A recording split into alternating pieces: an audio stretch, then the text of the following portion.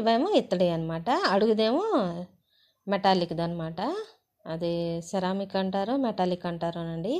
అయితే దాంట్లో దీపాలు వెలిగించకూడదు, ఇత్తడిది కాదు కదా, అందుకని వెలిగించకూడదు. నా దగ్గర ఈ చిన్న చిన్ని దీపాలు ఉన్నాయండి ఇత్తడివి.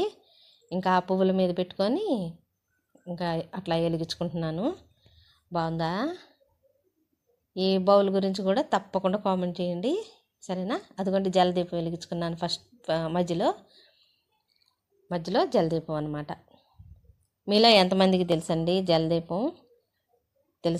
తెలిస్తే తప్పకుండా చెప్పండి, కామెంట్ చేయండి. అదిగోండి అలా వెలిగించుకున్నానండి. అదిగోండి మొత్తం మీద ఇంకా అమ్మవారిని, విఘ్నేశ్వరుణ్ణి, కామాక్షి దీపాలు అటు ఇటు వెలిగించుకున్నానండి.